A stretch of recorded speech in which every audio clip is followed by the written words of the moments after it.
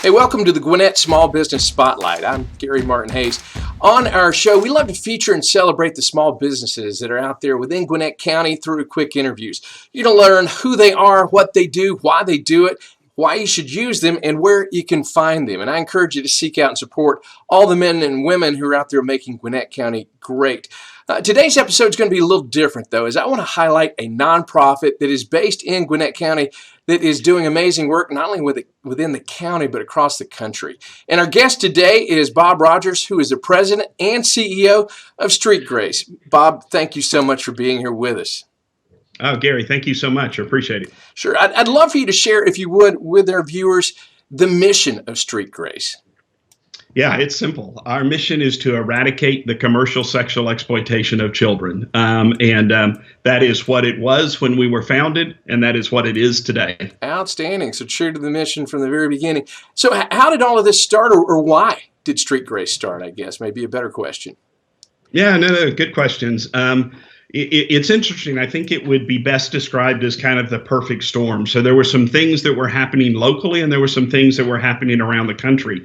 The FBI had released a study of the 14 cities that had the highest incidence of child sex trafficking and child sexual exploitation.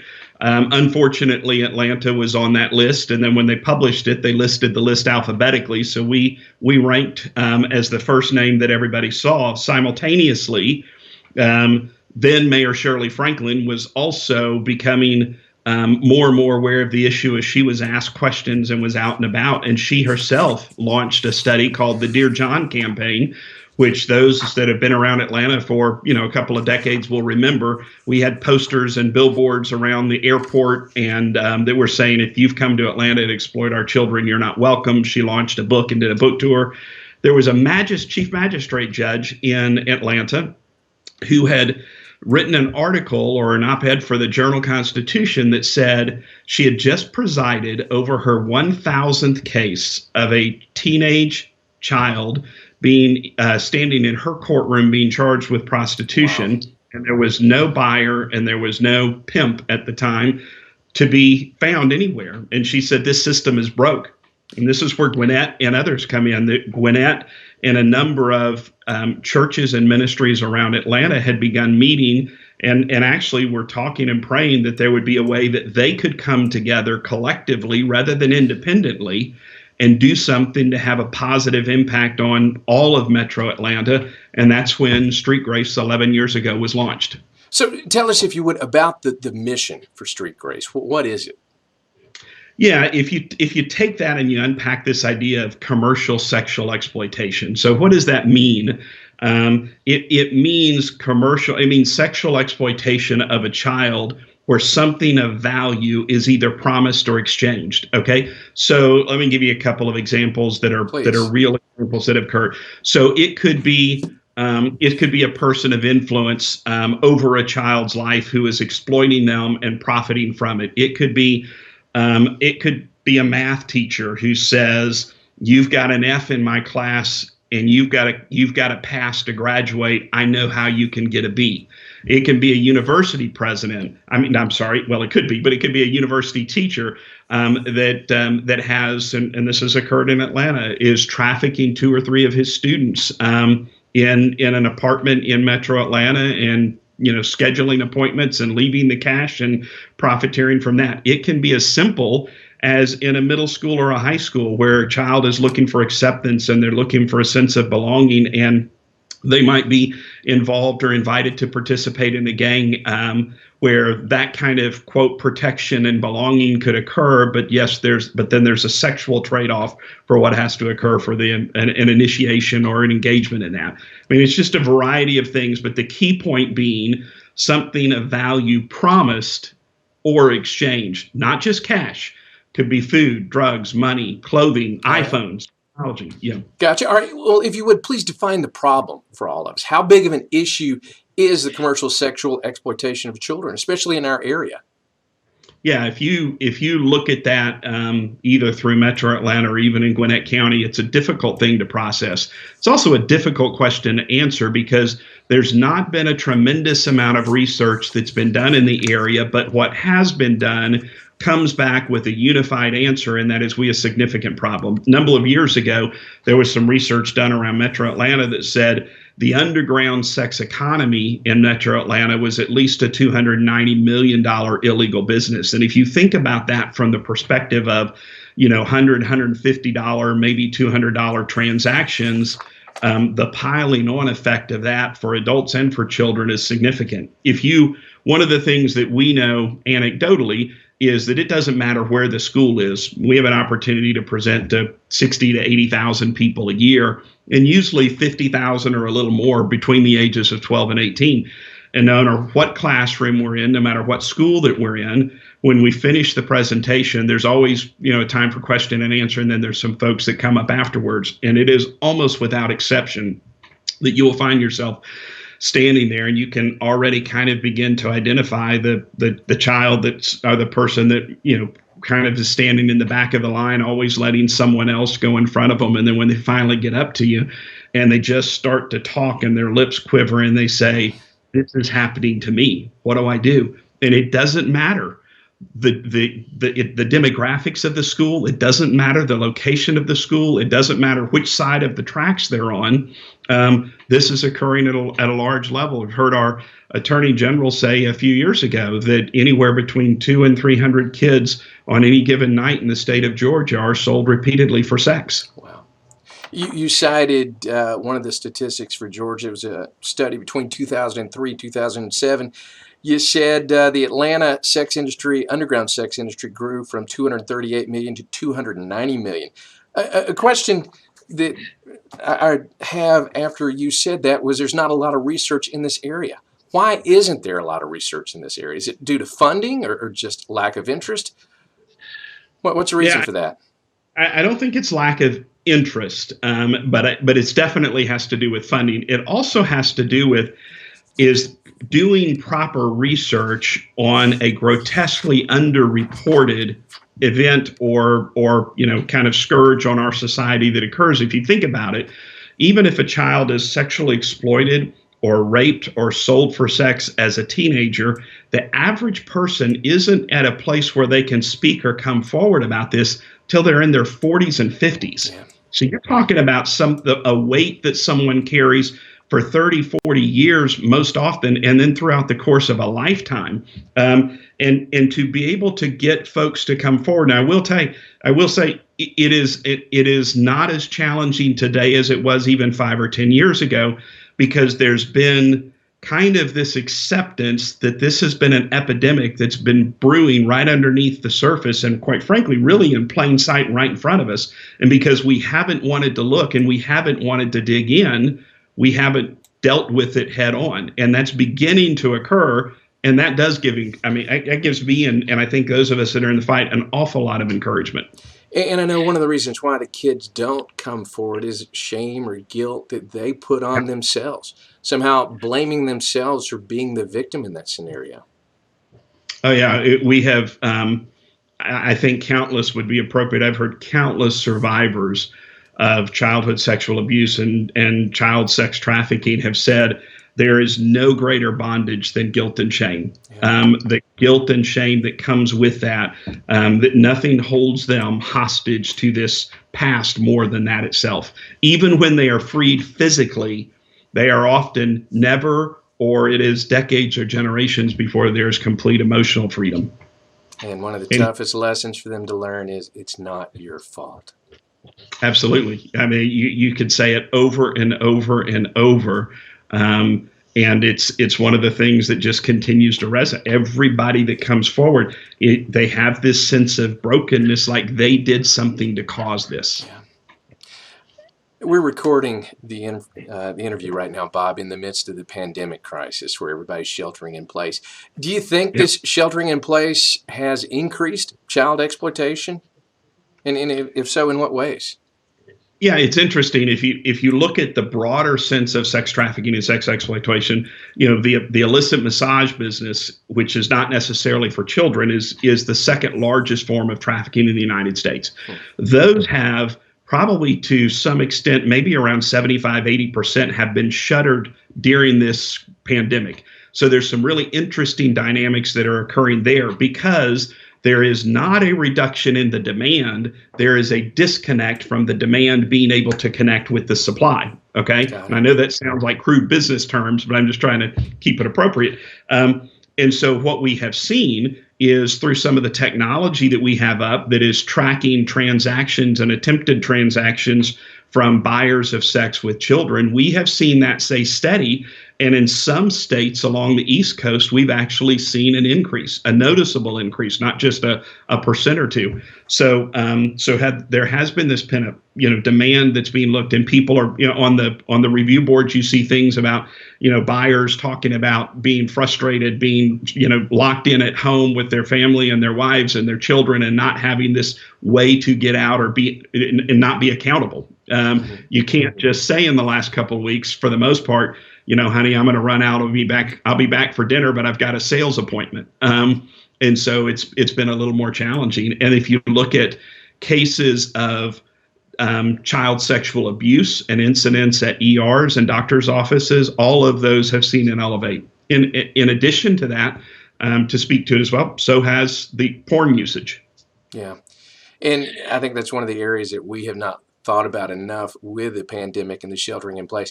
We think about the economic effects of the disease, the health effects of the virus itself, but also the damage to the American psyche by people having the shelter in place. Yeah, no, it's a very difficult thing. I mean, as anxiety spikes, as insecurity spikes, as this sense of being out of control spikes, people look to things that they perceive to bring relief. And candidly, I mean, sometimes for a brief moment, some of these outlets can bring temporary relief, but they don't bring a permanent solution to anything. And they create harm, whether this is person to person, whether this is online, or whether this is pornography that you're viewing. Bob, I'd love for you to talk to the parents out there. And I'm not judging parents at all, but sometimes parents want to put their heads in the sand and pretend a problem doesn't exist instead of acknowledging it. Or they will say, I know that's out there. I just don't think it happens in my neighborhood. What would you say to those parents? Yeah, that's a fantastic question. I mean, and let's just be really honest. I'm a parent. You're a parent. Being a parent's not the easiest thing in the world today. And it doesn't matter how many books you read. It doesn't get easier. I think one of the things that when we talk to parents that we find most common is this sense of inadequacy. They feel like, I can't keep up with the technology. I don't even understand the world that my kids live in. And somebody told us 40 or 50 years ago that it wasn't appropriate to talk about sex around the dinner table, or it wasn't appropriate to talk about sex as you were out and about doing the things that you were doing, or as a family. And that was a conversation that made us all uncomfortable. So we agreed, and we decided that was great. But kids didn't stop asking questions. We just quit talking about it, and we quit discussing it. And so one of the things that we say all the time to parents is, don't wait. You don't have to be an expert. Just start a series of awkward conversations. You don't have to understand Snapchat and TikTok and Kik and all these things to talk to your children about what's appropriate and what's inappropriate. You don't have to understand all of the things that they're exposed to. We don't do it in a pessimistic way. But the reality of it is the era of protecting your kids from seeing pornography and being exposed to a lot of these type things has passed. We now have to talk to them about how do we handle this. And so for parents who are far more awkward and far more squirmish in all of these conversations than the kids are, we just encourage them to start a conversation, and it's going to feel awkward. To this day, even this past Christmas, when we get together, our kids are 28, 26, and 22. They still, every once in a while, get on this subject of when Melinda and I took them off individually to go have these weekends, and we did some really, really corny activities. And they were corny, and I am embarrassed by it. But it's 10 and 15 years removed, and the kids are still talking about the fact that we went off and talked about it. Even if they're making fun of mom and dad, there was this openness, and they knew it. Another key thing is having the talk is not an event. It's a process that occurs over a lifetime. Until those kids are out of your house and on their own, you are creating an atmosphere that allows for a safe place for really difficult and awkward things to be able to be discussed. Yeah. And as parents, I know it's difficult to have that talk about sex and all of that. As parents, too, at our age, we didn't grow up with the internet, but our kids have. And for us to try and put filtering software, monitoring software on their devices to track and record what they're doing, I think it's almost futile now because our kids are so technologically savvy, they can tap into the NASA database if they wanted. There are ways for them to circumvent that. So I love the idea of the open, honest discussion with them.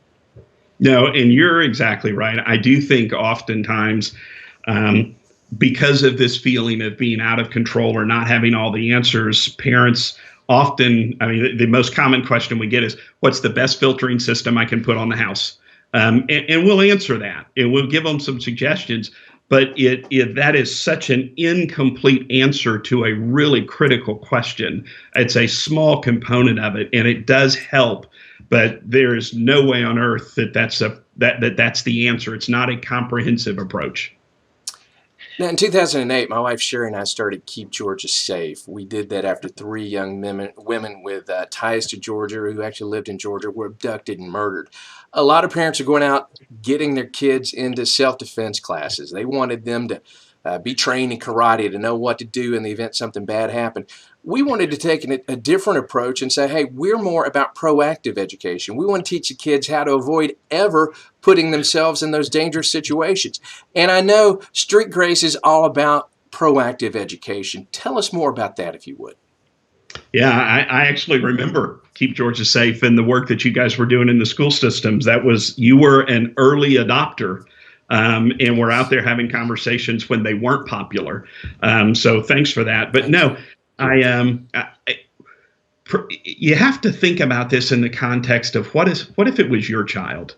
Do you want a story about a rescue? Do you want a story about healing and restoration? The answer is yes. I mean, we all do. If somebody's been victimized by this in any way, they need us to surround them with the highest quality of mental health, mental and counseling, all the type of care that we can provide. But what you want to do is you want to stop it before it occurs. If we want to help people, if we want to end this pandemic, to use the phrase of sexual exploitation, we have to be on the front end of that. And so for us, it's about prevention and protection. I mentioned earlier, when we're out in the school system or making presentations with kids, it is a very, very rare exception that a child doesn't come forward at the end of the conversation. They don't do it in the Q&A. They come up afterwards and they self-disclose, or they ask questions about, my uncle has done this, or my father, or my mother, or my brother, or my cousin. And in a school system, in a school setting, we've got, mandated reporters and folks that are there that we can kind of help connect them with, and there's other resources available. But the bigger issue to me is that we have to attack the demand side of this. I mean, at the end of the day, if we want to end this, it's got to get to the point where a perpetrator or a sex buyer or a child sex abuser have to pause and say, 1 out of every 3 people that does this winds up getting in trouble, getting caught, being public. They lose their position as an elder at their church and their job and their coaching, and there's this public shame and humility. We've got a board member at Street Grace that has said over and over and over, you tell me the day that you think it's okay, and I will put every picture of every person that's arrested on a billboard around 285, and we'll see how quickly we can help impact this. But it's about attacking the demand. You have to cut this off where it begins to occur. And that's one of the things that I feel really fortunate and blessed at by Street Grace is that this is a human issue, but we look at it as an illegal business. And we say, how do you dismantle an illegal business? And it's where the money changes hands. And so law enforcement is a critical component of this, but they're not the solution because law enforcement didn't create the problem. This is a societal problem. It's what we've allowed to occur in our neighborhoods, right here in Gwinnett County, in our neighborhoods, in our subdivision, in our churches and places of houses of worship and the places that we work and the stores that we shop at. So us bringing this forward and creating an atmosphere that no longer tolerates this. I mean, I remember, back in college, which, has been 3 or 4 years ago. Yeah, I mean, I remember if I went to a Christian school, so this didn't occur. But if someone had been drinking, you would say, "Are you sure it's okay for you to drive?" And they would say yes. And you would say, "Well, man, be careful." And they would get in the car. Today, we would stand in between that person in the car and we would say, "You're not leaving. Give me the keys or I'm calling the police. I'll get but you are not driving." There was a societal and a cultural change that took place over a period of time. And I truly believe, and I'm encouraged by the fact that I think we're moving that way. We get to have this conversation in pulpits around the country now, where 10 years ago, you couldn't whisper about it out behind the back of the church. Right. And so this issue is becoming a front page issue, and we're dealing with it. We're learning how to deal with it. And you've done so much, Bob, in helping people fight the addiction of pornography. And I know that there's several resources on the Street Grace website for people that struggle with this and with other issues as well. But why is this a passion for you? It's really interesting. I was prior to this, I was president of a graduate university here in Atlanta and had a campus here and a campus in Atlanta. I knew about sexual exploitation. I knew about trafficking, and this is not the politically correct way to say it. I'll have to figure out what that was, but I felt for a long time that if someone feels like working and selling their body is the best that they have to offer this world and society, and that we've gotten something wrong. And so I knew about it. But then when I was president of the university, one of the things that happened is we began to learn more about it and got more engaged, and we got deeply involved and had professors that were out speaking and training. And one day I was walking down the hallway and saw on the campus that we had a community speaker in from a sex trafficking organization. And I thought, oh, well, I'll do the good presidential thing and I'll stick my head in the back of the room for 10 minutes and then I'm going to go to my lunch. And about 50 minutes later, I was still standing in the back of that room. And I don't remember the question. I just remember the answer. As the guy he was telling a story about a sting operation that had just taken place. And a child was literally delivered to a hotel and sent up to the room to meet the buyer of sex. And the police were also in the parking lot, and they arrested the person that made the delivery, who was the trafficker, which very rarely ever occurs. We have these perceptions of traffickers being these, big, tough, thug type guys. They're cowards. They may be big sometimes, but they're cowards. They hide, and they're the ones that are never seen. Yeah. So this guy got arrested, brought upstairs, and they had him cuffed and were waiting on transportation. And he got to talk to him and ask him a question. And he said, "Man, these folks all said that they knew you from, being arrested 3 other times for drug trafficking. Why now would you be doing sex trafficking if you were so successful at that?" And the guy wasn't angry, and he wasn't mad, and he wasn't bitter. He just looked up and said, "Because I can sell a bag of drugs once. I can sell a 13-year-old girl 6 or 8 times a night." And I'm just telling you, I remember standing in the back of the room when I heard that, and it's like somebody just dumped a 55-gallon of just yuck all over me. And I went back to the Marriott at the hotel room that night and was laying there thinking, if the statistics are true, this is happening, and it could be happening right here. And if it was my daughter, what would I be willing to do to make sure that didn't happen? And it just started a conversation between Melinda, my wife, and I that lasted a year and a half, 2 years, and we made the transition. And it was a difficult one, and it was one that candidly I was nervous about because not-for-profits don't offer company cars and contracts. Right. But it was the question that became, now I know, what am I going to do? And we all need to wrestle with that question. Our answers will look differently, but we all need to wrestle with that question. Well, God bless those victims, prayers for them, those that have the lack of self-worth, self-value that get into it for that reason.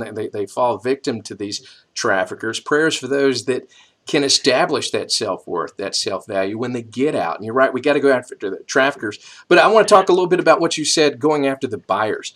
There is a great book out there by Dr. David Livingston Smith. He is a professor of philosophy. He wrote a book, Less Than Human: Why We Demean, Enslave, and Exterminate Others.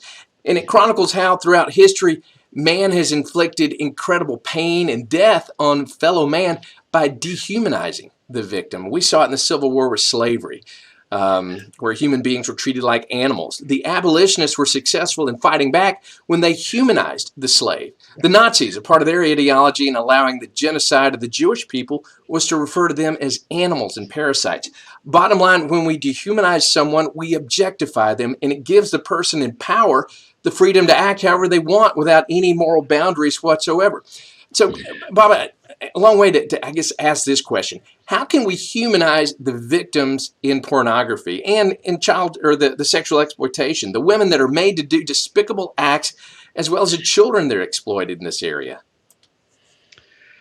Yeah, I appreciate what you're saying. I've heard, I don't remember who said it, but one of the first steps to that, which I think is consistent with what you just said, is that to dehumanize someone, we have to first categorize them in a group. And so they are prostitutes, Yeah. or they are those kids, or they're bad kids, or they were raised there, or they came from broken homes, or and I think the reality of it is, and the factual evidence component of it is, when you look at this issue of pornography and when you look at sexual exploitation, it breaks all boundaries. I mean, it's to use an overused phrase right now. It's a little bit like what we're dealing with. If we completely understood where this virus was, or if we completely understood how sexual exploitation worked, we could pinpoint and target what it is, and we could eradicate it, but it isn't. This is this broad-based kind of community-wide thing. But when you think about it and you look at it from the perspective of how it occurs and how we go after the demand and how we target it, especially when you look at pornography, there's this undercurrent that we're all aware of, but I don't think that we're fully aware of how broad it is. I mean, if you look at 2019 alone, Gary, the largest pornographic website that's out there, but there are hundreds of thousands, and many people will tell you millions of pornographic websites, but the largest pornographic website that's out there had 42 billion unique visits in 2019. Wow. That's 115 million visits a day. They had 39 billion searches performed just on that one website. And here are the four key top search terms. And it is good, love, pretty, and nice. I mean, wow. So it's not this egregious, kind of thing that you would anticipate. And the normalization of sexualized behavior and of sexually deviant behavior and pornography makes it even more challenging, especially when you're talking about anti-cultural stuff. But the truth is, most of the people, overwhelming numbers of people that are caught up in pornography, they didn't just apply for a job and do well in the interview. These are people that have been caught up in this and ensnared in it. In many, many cases, these are people who are simultaneously being trafficked. These are not people who can get up and walk away, that can say, I just don't feel like coming to work tomorrow, or I'm tired of doing this. These are people who are being held in captivity or in bondage, even if they're not being, tied up in a basement somewhere. Right. And thank you for that, Bob. I'm going to be sharing your interview with a group of senior high school boys that I've had the pleasure of working with the last 4 years at church. What message would you like to share with them to help them understand not only the reality of porn, but the dangers of it, and why they should just click away from it? Yeah, there's the ethical, there's the psychological, and then there's the pure science of it. They are all in alignment. That pornography damages the heart, mind, and soul of both the people that are being victimized by it and the people that are watching it. If you are gratifying yourself while you're watching pornography, the overwhelming statistical probability is that you're doing that while you are watching sexual exploitation and trafficking for the reasons that we just talked about before.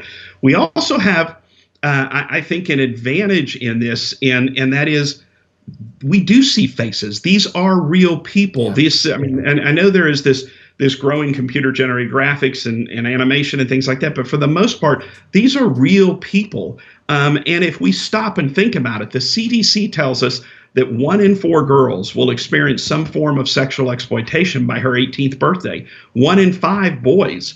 The people that are watching pornography know people who have experienced, maybe not to that extreme, but they know people who have experienced sexual abuse or sexual violence or being sexually exploited or date rape or inappropriate touch. You don't have to look hard for this thing to take on a personal nature. Many of us don't have to look outside of our own families.